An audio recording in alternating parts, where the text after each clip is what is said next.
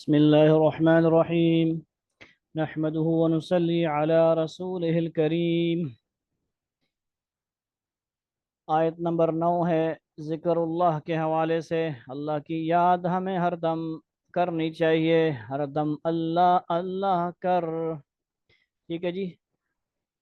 ذکر دنیا کر کے دیکھا، ذکر اللہ کر کے دیکھ، فکر دنیا کر کے دیکھا، فکر عقبا کر کے دیکھ، فکر آخرت کر کے دیکھ۔ تو اللہ کی یاد ہوگی، اللہ یاد ہوں گے، اللہ کی یاد ہمیں ہوگی نصیب، تو آخرت کی بھی یاد ہوگی، اللہ تعالیٰ پھر خوش ہوں گے، راضی ہوں گے۔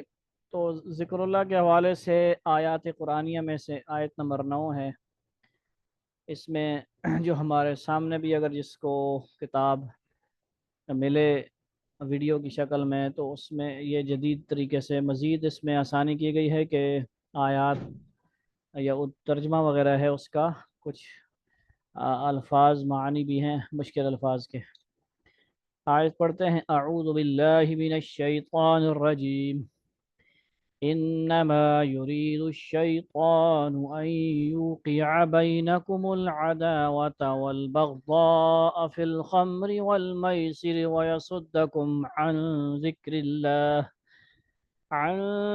الله وعن الصلاة فهل أنتم منتهون۔ صدق اللہ العظیم۔ سورہ مائدہ کی آیت ہے۔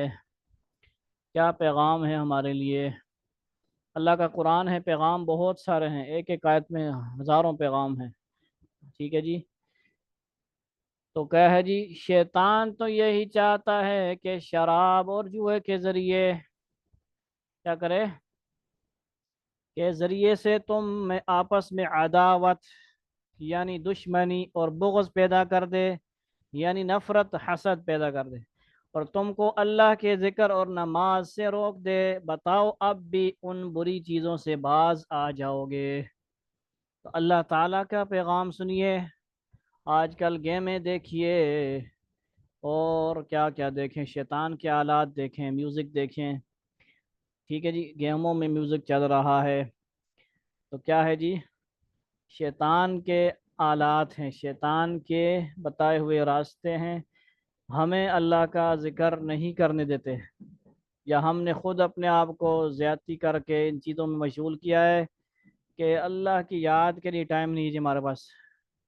کہا جائے نمازی لوگوں کو کہ ذکر سیکھیں، ذکر کریں، کہتے ٹائم نہیں ہے۔ کیوں بھائی ٹائم کیوں نہیں ہے بھائی؟